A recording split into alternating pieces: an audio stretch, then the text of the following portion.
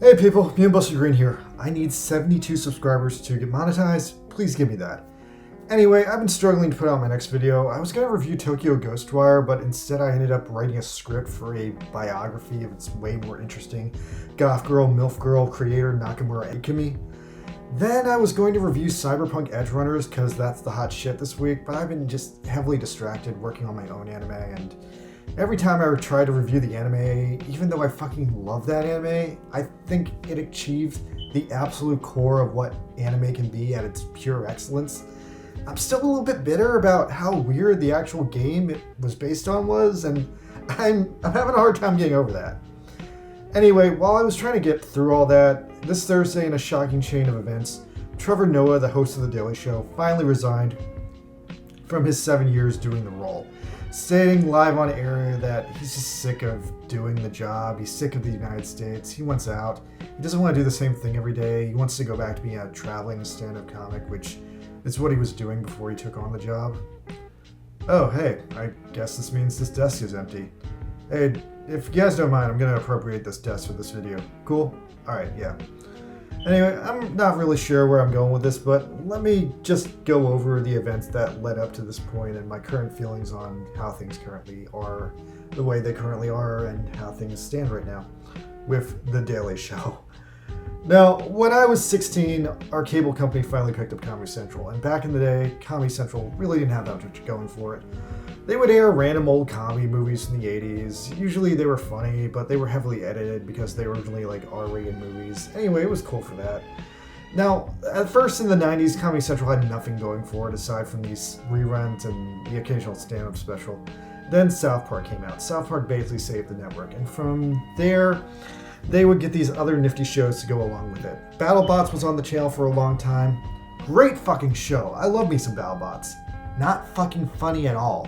But nonetheless, great damn show. Good TV watching. So, what ended up becoming the crown jewel of Comedy Central, the thing that basically kept the entire network alive, aside from South Park, was The Daily Show of Jon Stewart.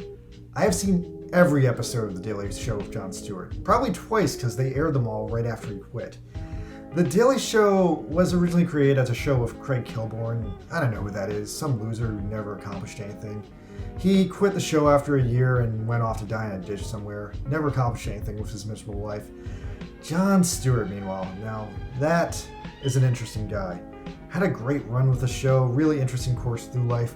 He rose to stardom after being a bartender, and he came onto the show after, Craig Kilborn had done nothing with it. He basically fixed the show, he built it up, got it to run better, smoother. Somehow, it was mostly the same thing, but then one day 9/11 happened. Now, I was just a kid when 9/11 happened, but 9/11, it traumatized and it broke Jon Stewart. But I think this, traumatic moment kind of, is his superhero origin in a way. Because after 9/11, Jon Stewart just got really fucking angry at, the world.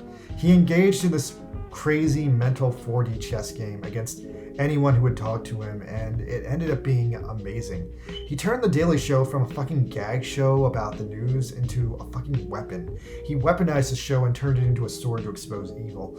Stewart was so experimental on the show. I remember one day he just did a whole show just shitting on Glenn Beck in the style of Glenn Beck, showing how Glenn Beck was a fucking joke.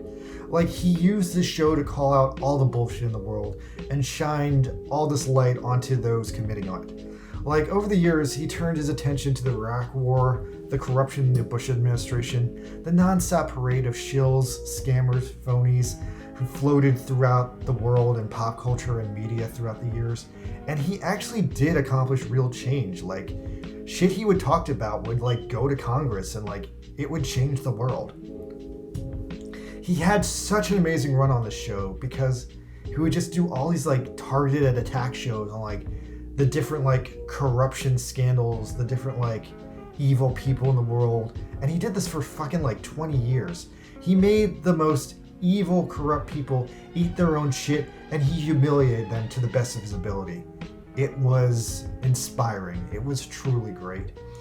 Now, there was a bizarre peak where he eventually interviewed Donald Rumsfeld. Rumsfeld was one of George Bush's main guys in the Iraq War, and Stewart basically grilled him and tried to get him to personally take responsibility for the Iraq War, which he would never do. That's ridiculous. Rumsfeld was razor sharp against Stewart, and being a well-weathered politician, he managed to be the rare opponent that effectively shuts Jon Stewart down, giving him kind of a Moby Dick moment. Like, after this, Jon Stewart was hot and furious, and he just got more and more worked up about wanting to take people down. Now, unfortunately, the times changed and all good things come to an end. It started to look like Jon Stewart would eventually leave, and so people started to ask this question that we're still asking today. Can anyone replace Jon Stewart? There was still this lingering thought that he would eventually leave at some point. He wanted to direct movies or do something else with his life. There was some moves behind the scenes that David Letterman was being pushed out of the Late Night Show, and maybe he was going to retire, so they thought maybe Jon Stewart could take Letterman's show, and in the meantime, they needed to find someone new to replace Stewart on The Daily Show. So the first chosen successor for Stewart was Stephen Colbert. Colbert hosted The Daily Show a handful of times when Stewart was sick or whatever, and he did extremely well with it in those 2 moments. But then the Letterman deal fell apart because Letterman just didn't want to leave, and Stewart was happy where he was too, so things did not change at that time. But people kept wanting to change things, so Stewart was approached again to leave The Daily Show. He was given an extremely lucrative offer to start his own show at ABC. He considered it, but ultimately he turned it down, and somehow this deal ended up mutating and taking away Jimmy Kimmel from Comedy Central, and that's how we got The Jimmy Kimmel Show. Kimmel's show is alright sometimes. I think he has actually perfected it in the last 5 years or so, but sometimes the fact that he works for Disney is just too disgustingly blatant and a little bit sad. Anyway, so Stewart again didn't leave The Daily Show, and Comedy Central, in one of their smarter moves, decided to just give Colbert his own second show, The Colbert Report. Now, I'm gonna level with you guys, I never liked The Colbert Report.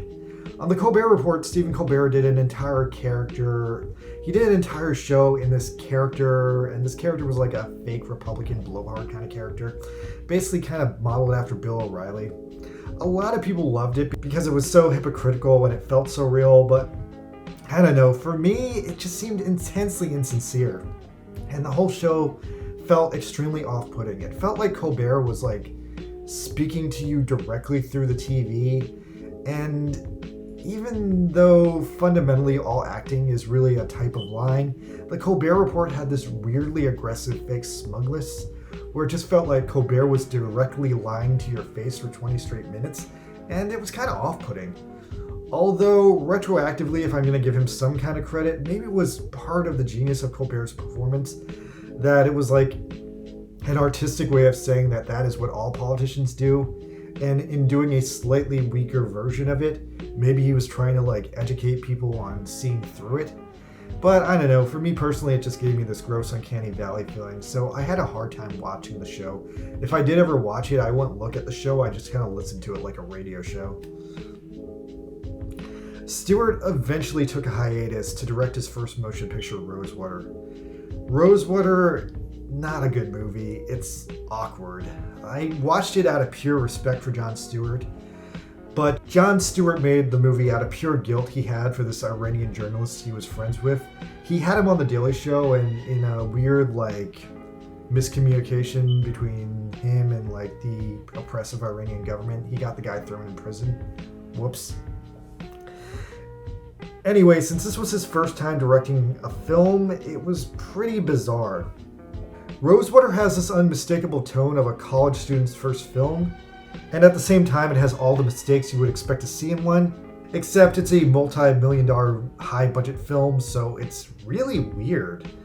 I feel like there should have been someone stopping Jon Stewart from making all these amateur mistakes, but no, he just committed to them.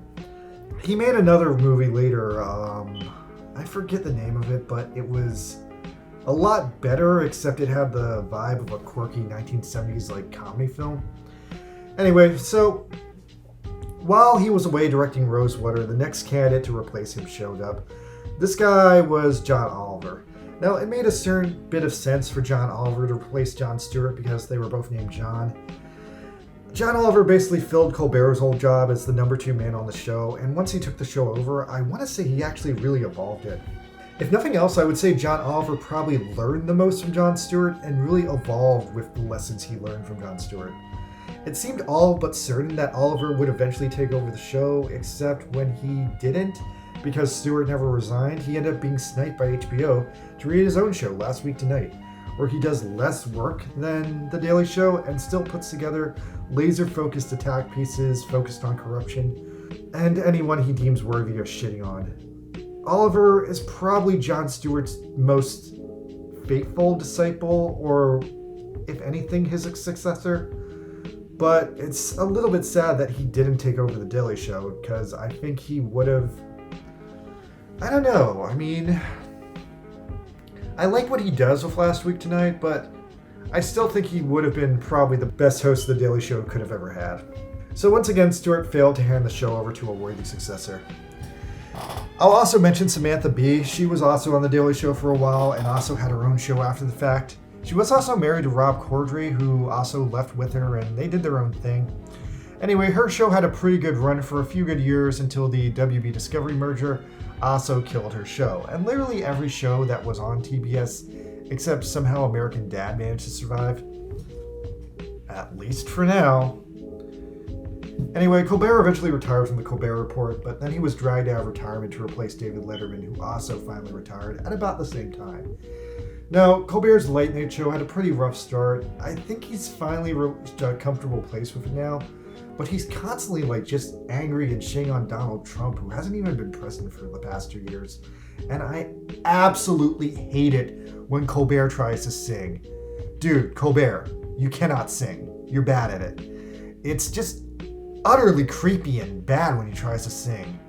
I think he's trying to rip off Jimmy Fallon because Jimmy Fallon sings sometimes. But the thing is, Jimmy Fallon is a good singer and a horrible talk show host, whereas Colbert is a good talk show host and a horrible singer. My point is, Colbert needs to stop singing, or he needs to take singing lessons, or he needs to hire a singer to sing for him. I don't know, hire Weird Al, someone will do it. Anyway, back to Jon Stewart. Finally, just when the world needed him most, he vanished.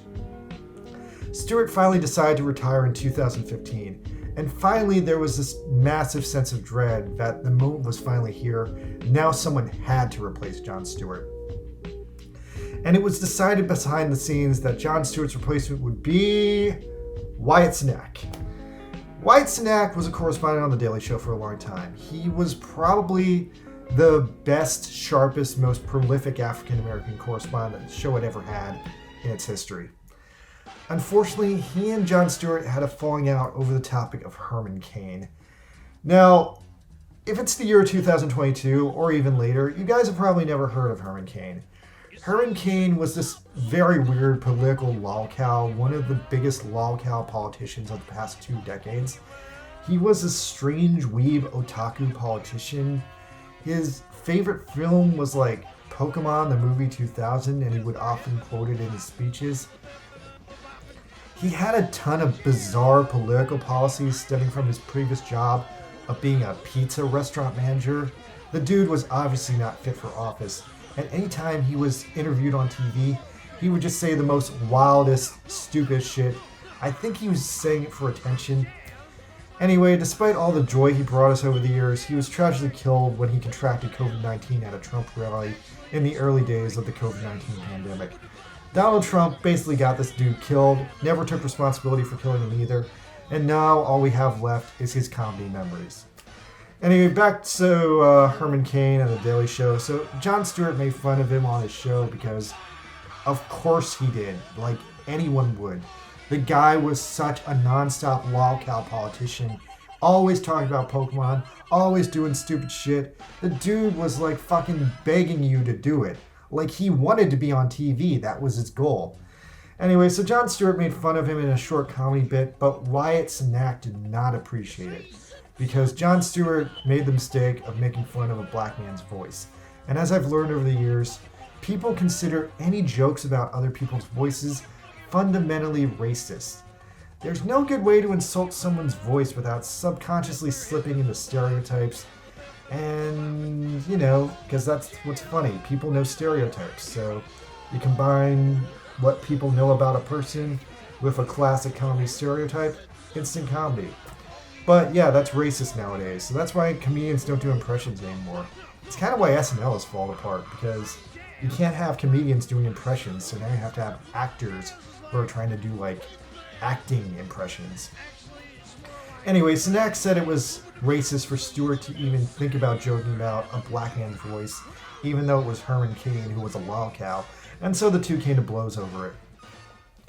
From this fight, Sinek eventually left the show, and they continued to have the same argument in public. They eventually publicly apologized to each other, but the relationship was irreparably damaged and broken forever.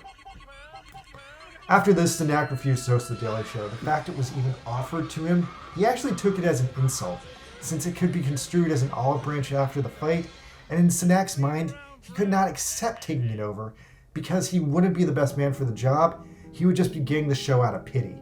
So, for all those reasons, Sinek turned down The Daily Show. He didn't want the money. He ended up doing his own show on CNN. I don't think it did very well. It's still out there. He's still out there. But he just never became famous, and he kind of sank into the background. I still have to wonder what would have happened if Wyatt Cenac had actually taken over The Daily Show.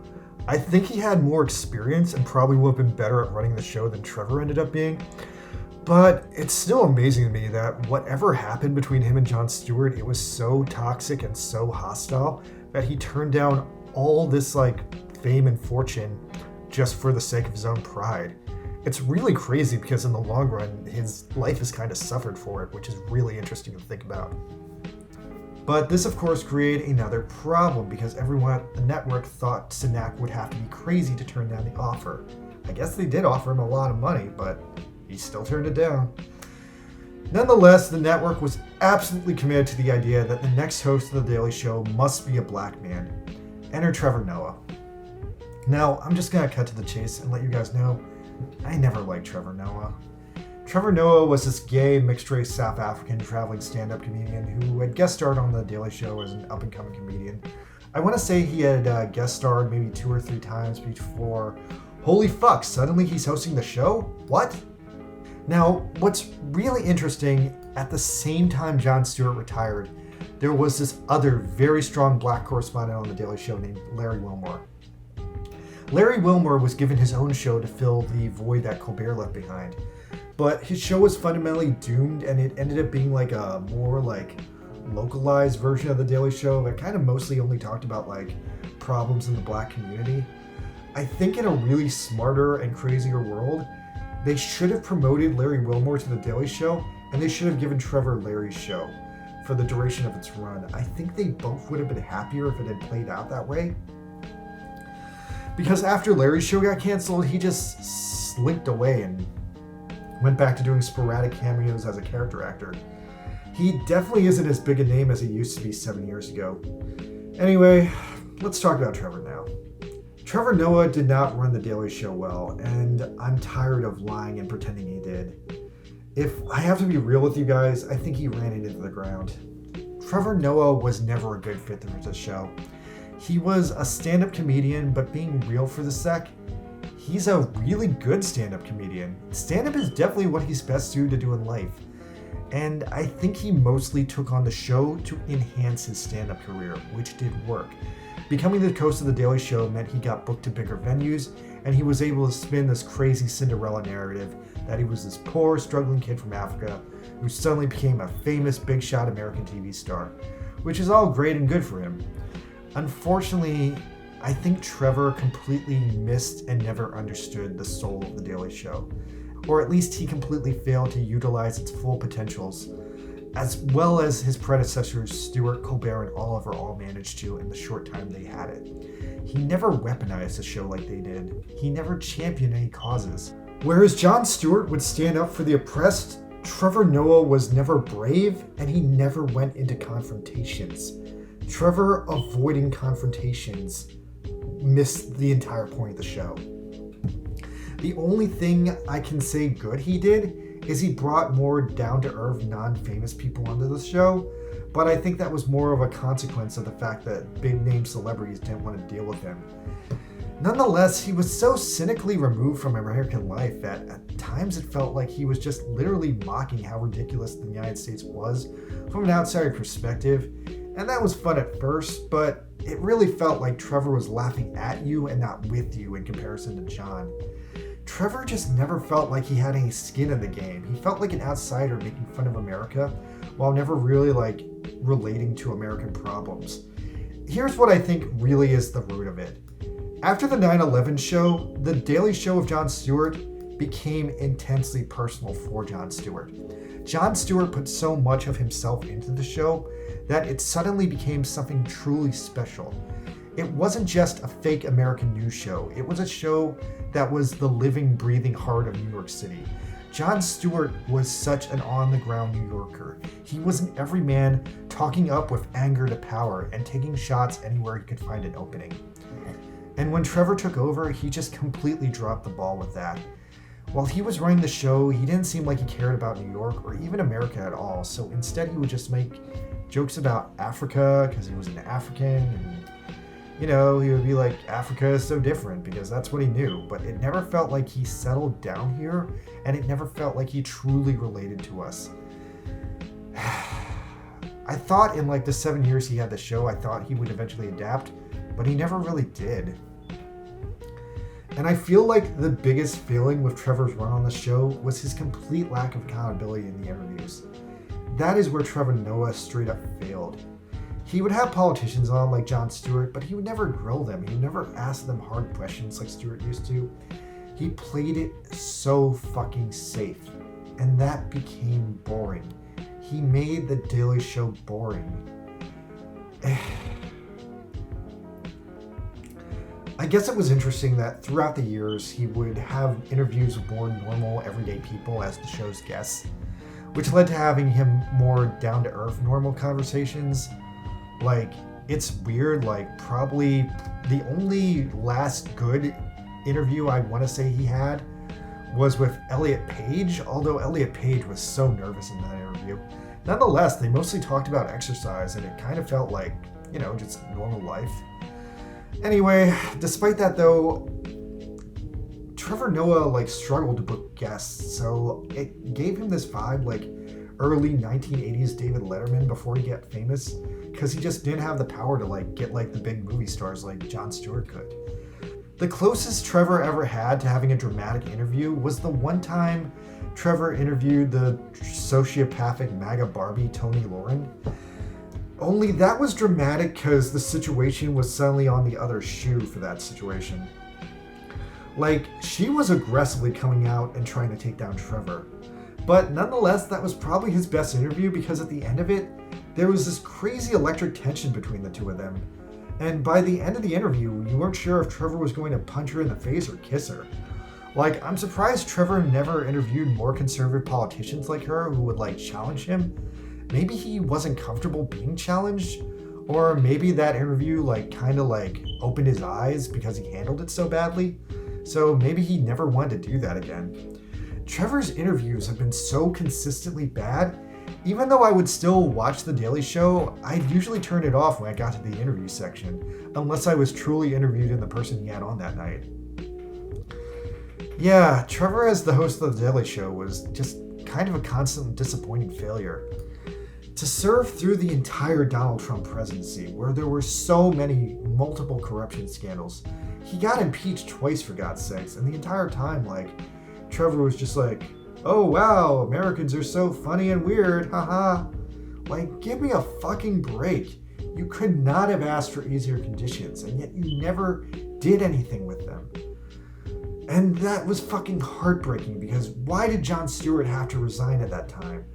I think, okay, I know he was tired, but god damn, like, Jon Stewart quitting when he did, I can't even with, like, fucking Jon Stewart quitting when fucking the world needed him most. Like, that was heartbreaking enough, but the fact Trevor did nothing with the show was just like a knife in the wound. I don't think Trevor was ever happy as the host of The Daily Show. His exit speech really clarified that for me, I suppose.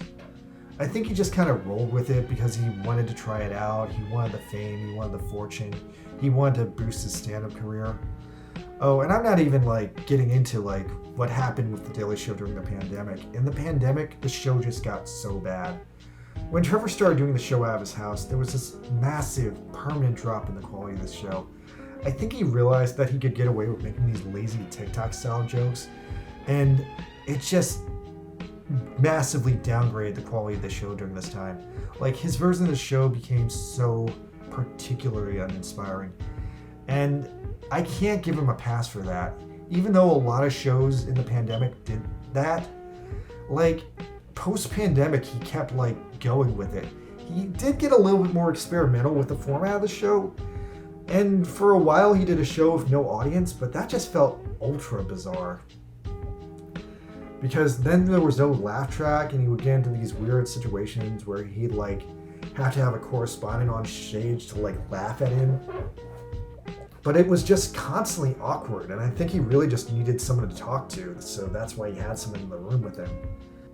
Also, recently, Jon Stewart came back with his own show called The Problem, and this show sucks. The show has no budget, and I honestly signed up for Apple Plus just to watch this show, but in the first year it was on, it only had like barely 6 episodes, and almost all of them were depressing, like no jokes at all. The Problem mainly seems to exist to promote its own podcast, where Stewart does these much better Joe Rogan-style interviews with very important people. I will keep listening to the podcast, but when my Apple Plus free year is over, I'm not subscribing again, at least not anytime soon. It's intensely weird and kind of ironic that not even Jon Stewart can replace Jon Stewart on The Daily Show. Crazy, right? I still watch The Daily Show from time to time, but aside from the headlines, Noah just is not funny a lot of the time. I was literally watching an episode of the show last week just before this announcement came out, and I just straight up cringed because the joke on the show was pretty much, "Look at me, I'm wearing a Snapchat filter which makes me look like a car." And the audience only laughed when he said something was racist about the car.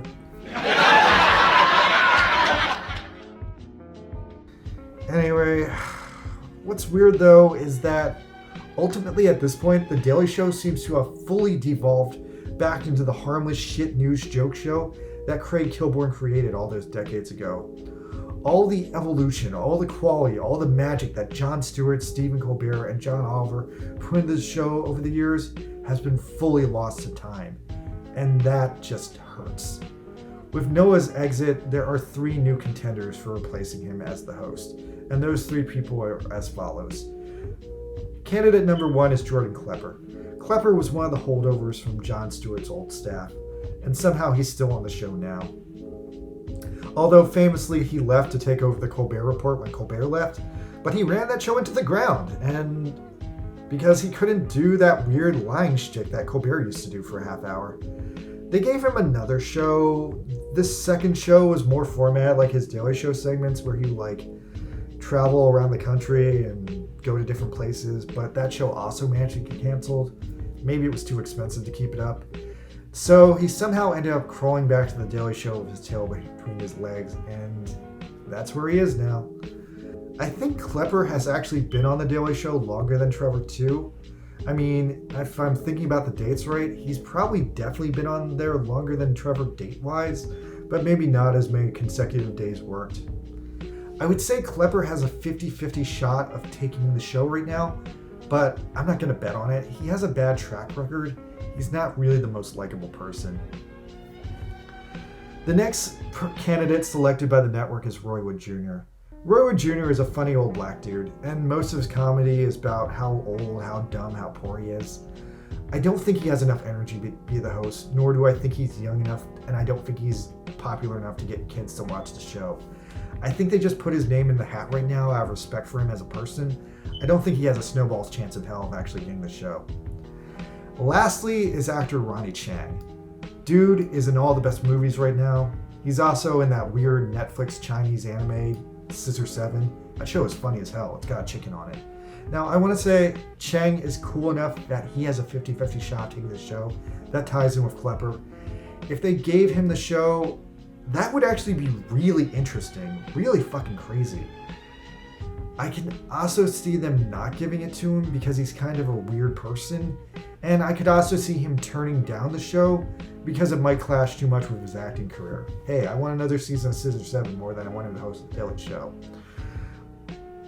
I also have to just throw this screwball in here that it would be really cool if they gave the show back to Jon Stewart, but I don't think he's ever coming back to as it currently stands, but I would love it if he came back for like a single episode or even a week. Anyway, that's where we are now. Right now, The Daily Show seems to not have a future. But Trevor Noah didn't run the show long enough to completely outright destroy it, so I think it will live on with another host. I think if any of those three get the job, I think they're probably only going to be temporary hosts. I think another random person will probably take the show for an extended period of time.